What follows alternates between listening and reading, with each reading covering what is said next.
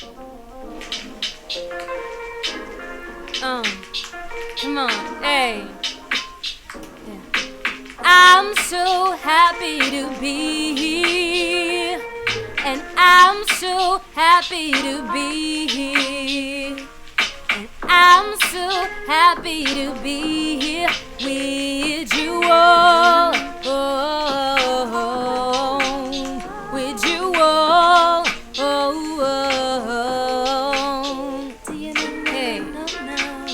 Do you know? Hey, come on, yeah, let's get it. Hello, on se retrouve pour la suite de la vidéo, je dirais, parce que les problèmes, vous savez, mentaux, psychologiques, même la folie, pour dire les choses clairement, les problèmes qui sont relatifs en fait à l'émotionnel, etc.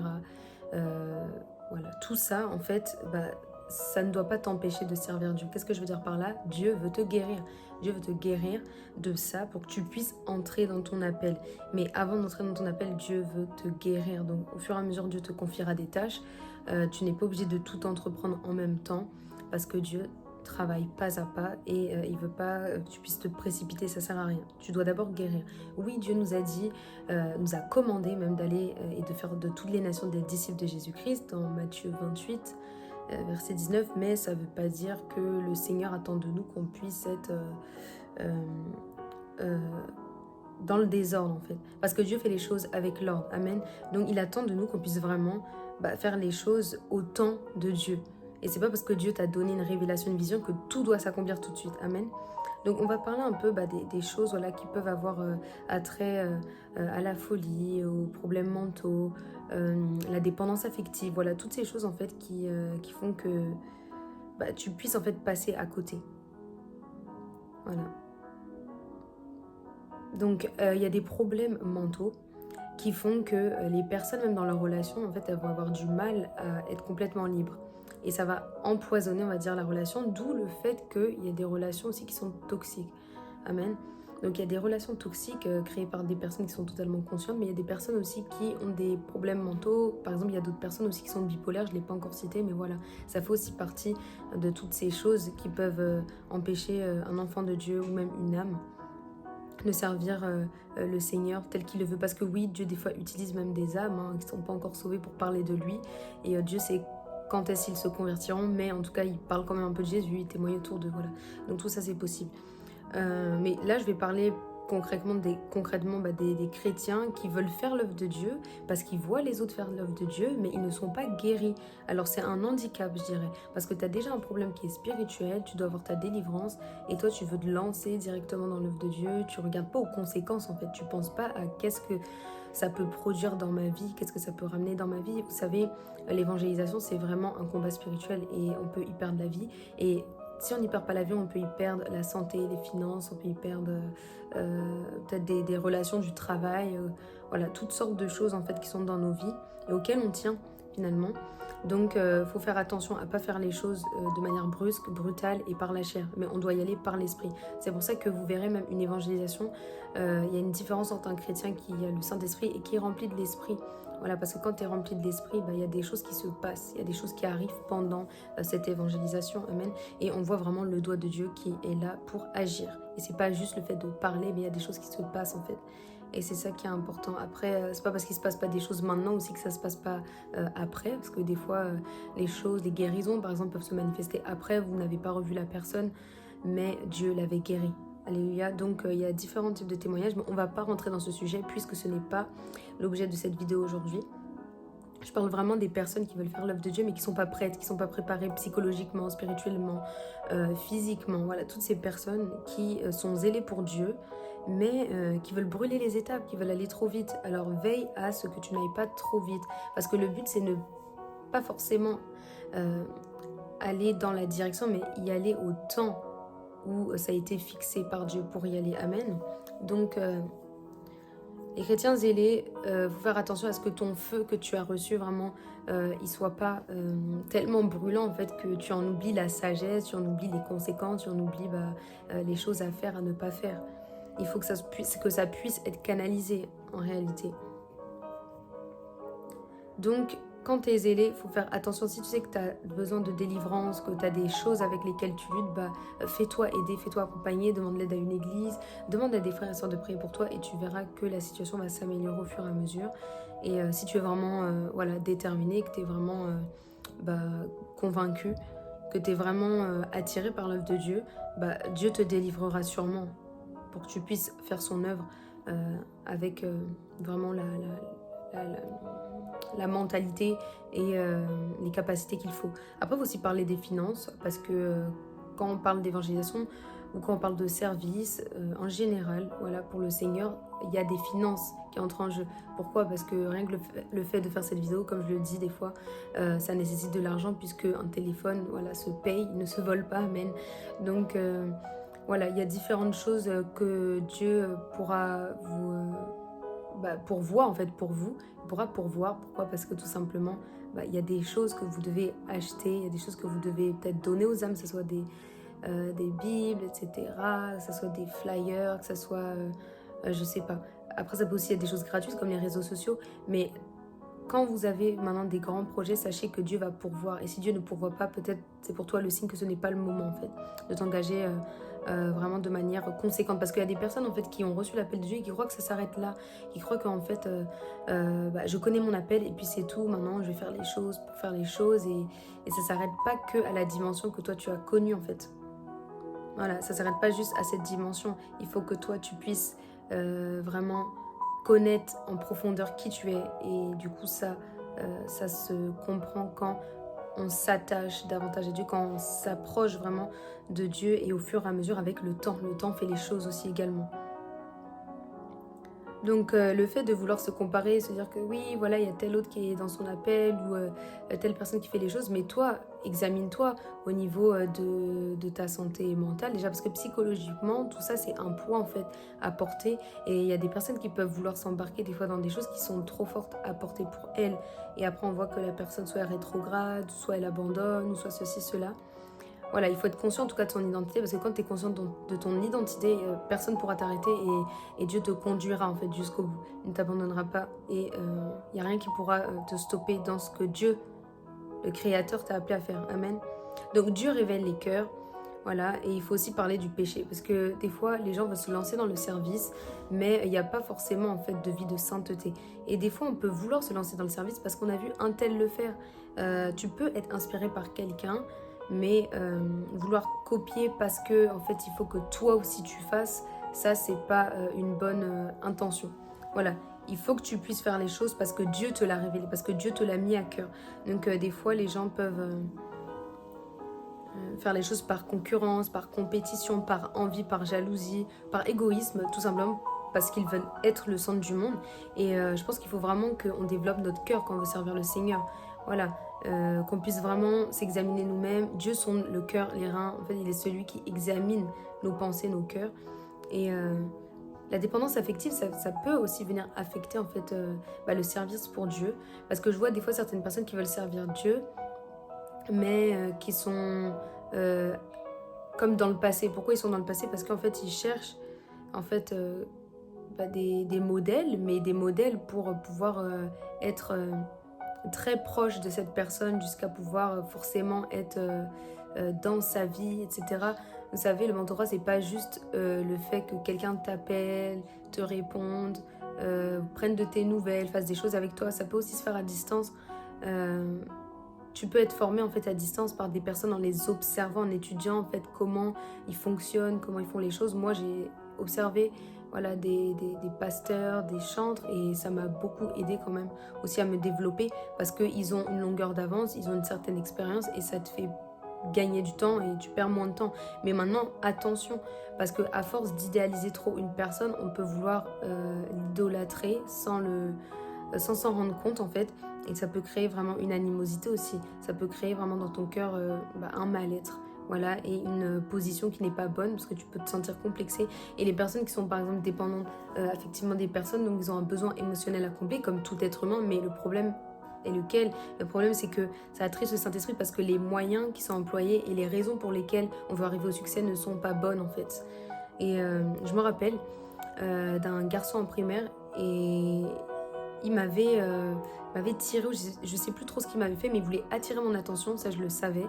Parce que les gens me disaient, ouais, grâce, il doit t'aimer, celui-là. Et moi, j'étais en mode, bah, bizarrement, il m'a tapé ou il m'a mal parlé, etc. Et c'est là où j'ai compris vraiment que, à ce jeune âge, hein, en primaire, qu'il y avait des personnes qui sont blessées et qui, pour avoir de l'attention, ont besoin bah, de blesser, en fait. Ils ont besoin, en fait, de faire du mal pour avoir de l'attention, en fait. Et ça, il y en a beaucoup dans notre entourage, j'imagine, parce que c'est des choses qui sont dans la société, même dans les célébrités, hein, on le voit, des personnes qui doivent faire le mal ou qui doivent prendre cette position en fait de personnes fortes en écrasant les autres, en se sentant mieux et qui cherchent même des fois des problèmes. Ouais, il y a des personnes qui peuvent vouloir chercher des problèmes, chercher des conflits avec toi, qui t'admirent hein, ou qui ne t'admirent pas, mais vu qu'ils sont attirés par toi en fait pour avoir de l'attention et vu que peut-être ils n'ont pas toujours eu de l'attention, en fait ils cherchent des moyens, mais des moyens qui sont négatifs en fait pour attirer ton attention. Donc on fait pas l'œuvre de Dieu parce qu'on a vu quelqu'un le faire, on fait pas l'œuvre de Dieu parce qu'on veut faire mieux que l'autre, on fait l'œuvre de Dieu parce que Dieu nous appelle à faire son œuvre, il nous appelle à dépendre de lui en fait et à propager le royaume de Dieu tout simplement. Donc le Seigneur vraiment veut délivrer une personne qui était là, qui luttait, parce que tu sentais que tu avais l'appel de Dieu ou tu veux faire des choses pour Dieu, ou tout simplement tu veux réussir, voilà. Et tout ce que tu trouves à faire, des fois finalement, c'est de dépendre des gens, c'est de t'attacher à eux, de te scotcher à eux, de vouloir chercher à avoir leur regard en permanence, de chercher à avoir leur attention en permanence, de chercher à vouloir être intime avec ces personnes-là, mais pas de manière saine, de manière toxique. Bah, sois délivré vraiment de ça. Parce que le Seigneur ne cherche pas des personnes qui sont dépendantes dans le sens négatif. La dépendance les uns envers les autres, elle doit être dans une forme de crainte, de respect, parce qu'on doit être soumis les uns aux autres, comme le dit la parole. Mais quand la parole de Dieu nous dit que on doit être soumis les uns aux autres, ça ne veut pas dire qu'on doit être désagréable les uns aux autres. Ça ne veut pas dire qu'on doit considérer que la présence de l'autre voilà, doit être rien que pour nous. En fait, il y a des personnes qui sont égoïstes dans la manière dont ils partagent même leur amitié ou leur relation. C'est-à-dire que tu dois appartenir que à elle ou que à lui. Et ça, c'est pas bon, en fait. Donc Dieu veut travailler ton cœur. Je sais qu'il a sûrement un message. Peut-être que tu ne te retrouves pas dans ce que j'ai dit parce que ça ne te concerne pas. Peut-être que tu le subis.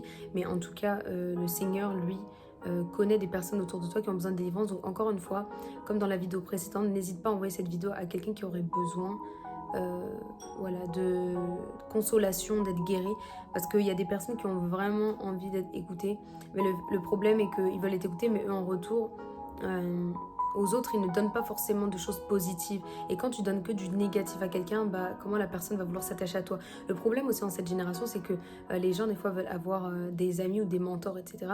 Mais c'est pour être H24 avec la personne. Or, Dieu nous a créé aussi pour qu'on puisse cultiver notre relation avec lui, avec le Saint-Esprit. Donc, ça sert à rien d'être...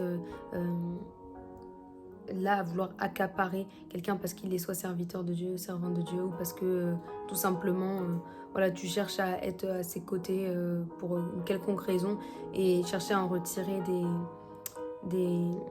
des choses parce que toi, si en retour tu ne donnes rien à cette personne, il n'y a rien de positif, il n'y a rien qu'elle peut noter en fait qui lui apporte, elle va se détacher en fait. Donc le problème, comme je disais dans cette génération, c'est pas le fait que les gens ne peuvent plus être amis.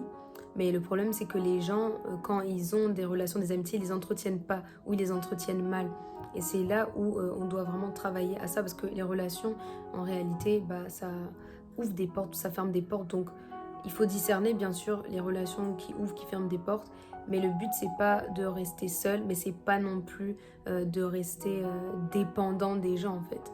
Voilà, on peut demander de l'aide, mais on ne doit pas envahir la personne. Il y a des personnes qui sont très envahissantes et qui ne comprennent pas, ne me parle plus ou ne fait plus ceci, ne fait plus cela. Ils recommencent, ils répètent les mêmes erreurs. Et à partir du moment où quelqu'un répète les mêmes choses sans vouloir comprendre que l'autre, ça l'affecte, bah, c'est de l'égoïsme. Et la personne, elle peut vouloir en fait ne plus avoir à entendre ce que vous avez à lui dire puisque ça ne lui apporte pas de paix. En fait, le problème, c'est le manque de paix. Dans les relations, en fait, l'être humain cherche la paix, mais quand il n'y a que des conflits ou quand il n'y a que des choses qui vont dans le sens de la personne et pas dans le tien, bah, tu te rends compte que non, en fait, c'est trop et tu dois un peu te reposer, prendre tes distances, etc. Donc, je parle un peu des relations, je parle un peu du zèle, tout simplement pour expliquer que j'ai vu des personnes qui venaient vers moi pour la prière, etc. Mais venir vers moi pour la prière, ça ne veut pas dire forcément bâtir une relation. Il y a des personnes qui peuvent vous édifier, mais c'est pas dit pour autant que cette personne va rester à vos côtés toute la vie. Il y a des personnes, comme on le voit dans la parole, Philippe qui avait exhorté l'Éthiopien, mais il n'est pas pour autant resté longtemps à ses côtés, il a même disparu d'une manière mystérieuse. Donc tout ça pour dire que c'est pas parce que vous avez vu quelque chose en quelqu'un ou qu'il peut vous aider à un moment qu'il va vous aider tout le temps ou que forcément vous êtes obligé d'être collé à la personne. Vous savez, dans les relations, moi je pense qu'il est important, c'est vraiment l'atmosphère. En fait, quelle atmosphère ça dépose quand tu es avec cette personne? Qu'est-ce que ça te pousse à faire aussi? Quel acte ça te pousse à faire? Ça te pousse à vivre dans le péché? Ça te pousse peut-être à gaspiller ton argent? Ça te pousse à... Parce que le fait de passer du temps avec des personnes peut-être qui ne seraient pas bonnes, ça gaspille le temps. Des fois, ça gaspille l'argent en fonction si la personne sort avec toi, vous allez manger ou au ciné ou en vacances. Faire des activités faire des activités ensemble, etc. Tout ça, ça a un coût des fois. Voilà. Mais le coût vraiment qui est le plus grave, celui à plus prendre en considération, c'est le coût moral, spirituel. Voilà. Il faut vraiment se demander, quand on veut servir Dieu, par exemple, est-ce qu'on est guéri? Mais même quand on veut avoir des relations, bah, est-ce qu'on est guéri? Est-ce qu'on fait les choses aussi pour l'autre? On fait que les choses pour nous-mêmes? Ça, c'est vraiment important, c'est parce que c'est pareil avec Dieu. On peut dire qu'on fait les choses pour Dieu alors qu'on les fait pour nous-mêmes, vous voyez. Donc, il faut vraiment s'examiner quand on veut servir Dieu, les raisons pour lesquelles on s'engage dans le service. Voilà, parce que Dieu, de toutes les façons, connaît nos cœurs et on ne saurait lui cacher, en fait, nos faiblesses, nos manquements. Donc, c'est à peu près ce que je comptais expliquer par rapport à tout ce qui est, voilà,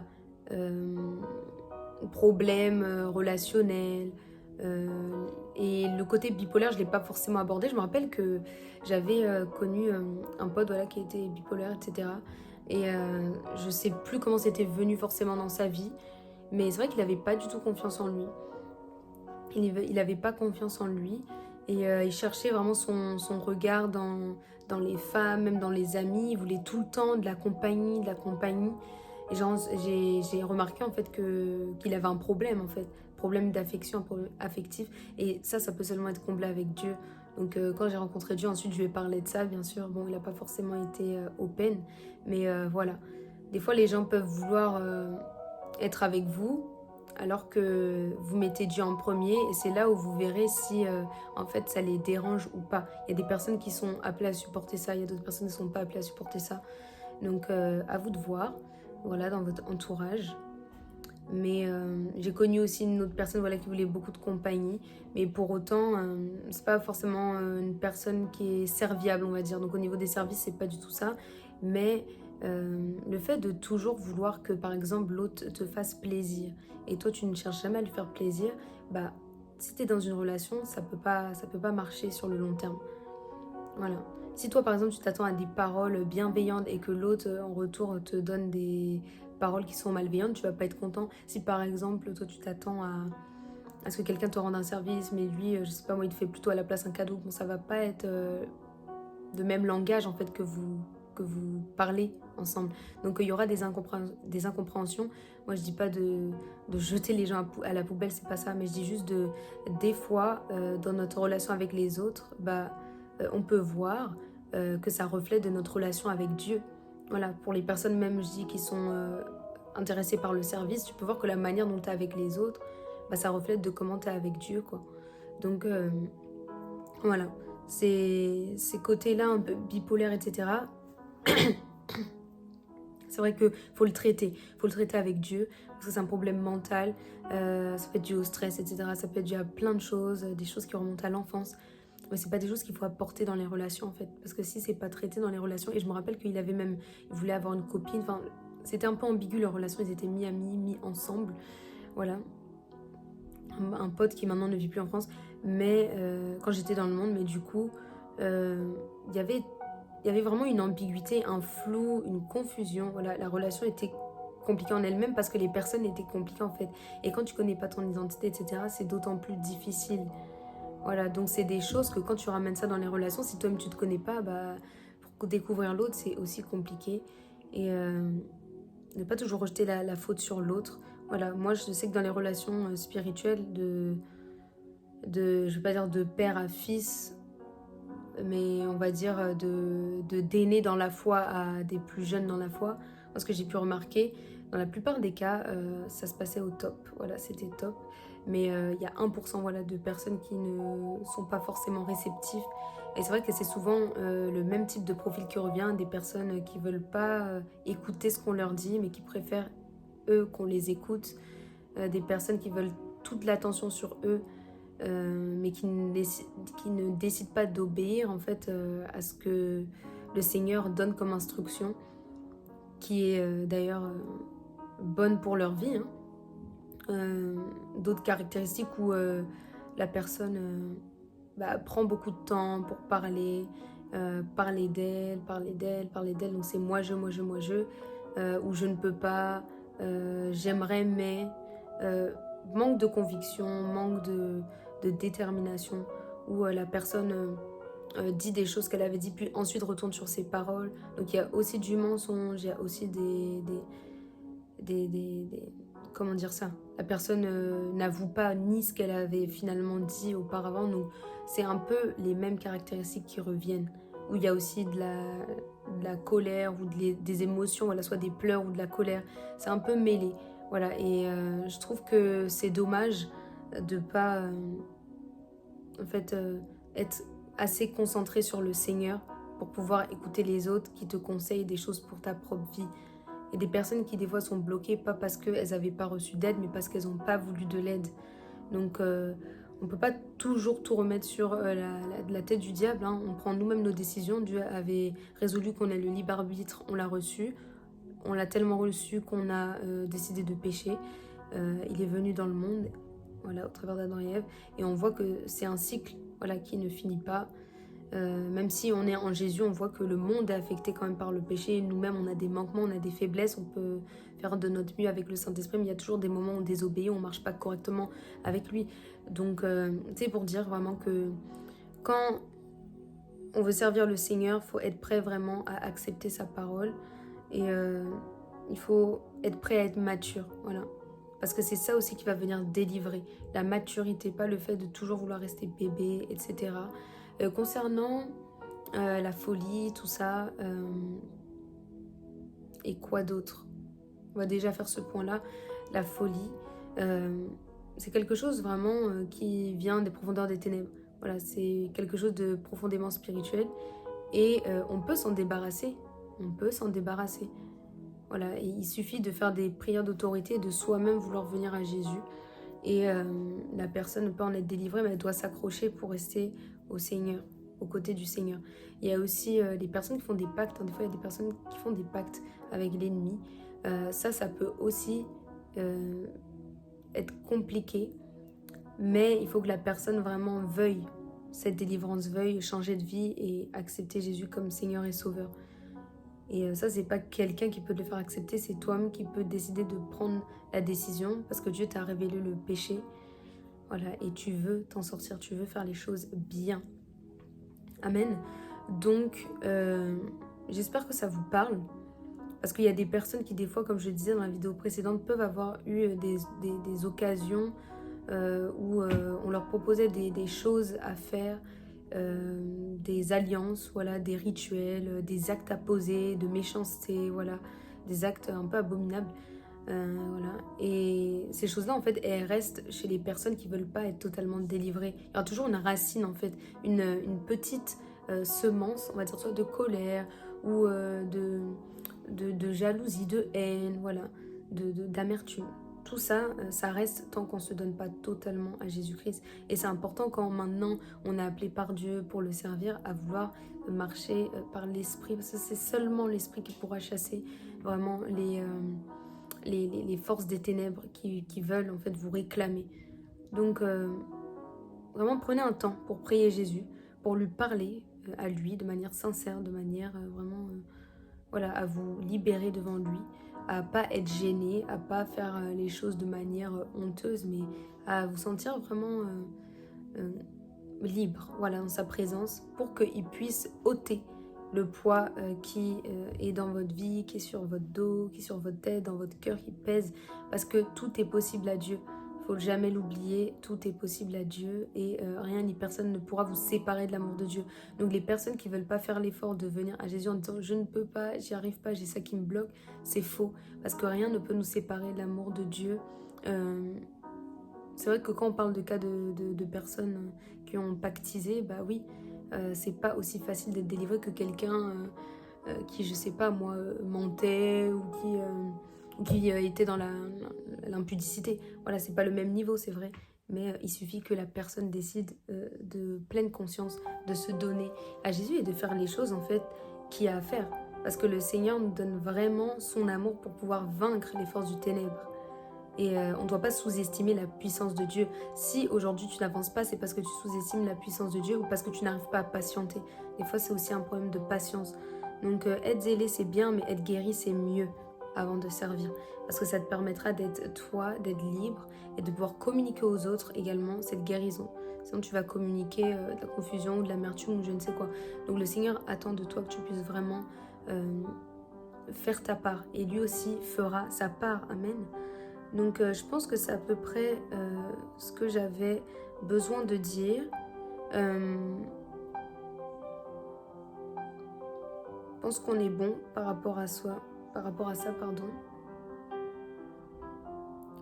Et on se retrouve dans une autre vidéo du coup pour parler d'autres thèmes, voilà, qui me viendront sûrement et que vous pouvez d'ailleurs proposer, voilà. Je suis vraiment contente de voir que dans les commentaires, voilà, vous commentez. Il y a des nouveaux qui viennent s'abonner, donc vraiment bienvenue sur la page. Et merci, voilà, pour le soutien, merci d'être là. Et voilà, merci de partager aux personnes qui ont besoin, parce qu'après tout, c'est pour les âmes. Il n'y a pas d'autre but en fait. Si on prêche, si on exhorte, on encourage, c'est vraiment pour que les âmes se rapprochent de Dieu. C'est vraiment notre but. Et on pourra vivre dans un monde un peu plus meilleur si tout le monde s'active. Mais nous redescendons vraiment dans notre réalité que nous sommes dans la fin des temps. Et en cette fin des temps, on sait déjà les choses qui sont prévues d'arriver. Et on ne se laisse pas cependant abattre dans notre foi, parce qu'on sait que l'amour triomphe du jugement et que le bien sera toujours plus fort que le mal. Amen. Donc, prenez soin de vous, priez Jésus, soyez délivrés de toute maladie. Je commande vraiment à tout esprit, même d'infertilité. Là, j'ai à cœur de dire un esprit d'infertilité, que ça quitte au nom de Jésus. L'esprit d'incrédulité également au nom de Jésus. Je lis tout esprit de découragement, tout esprit de folie qui voulait venir prendre ton cœur, ton corps, ton esprit, tout esprit qui est là pour t'empêcher, pour te bloquer. Toi, saisis cette opportunité pour parler en langue si tu parles en langue, ou tout simplement prier Jésus pour qu'il puisse te délivrer. Vous savez, vous pouvez ne pas faire grand chose, hein, mais juste appeler le nom de Jésus, ça pourra changer beaucoup de choses. Voilà. Si vous êtes dans la détresse, si vous êtes persécuté, si vous êtes abandonné, si vous êtes dans une situation de danger, de détresse, appelez seulement le nom de Jésus et vous verrez qu'il vous délivrera. Il est fort et puissant pour délivrer. Amen. Donc si tu le crois, dis « Je suis délivré ». Amen. On se retrouve dans une autre vidéo. Bye. Jesus,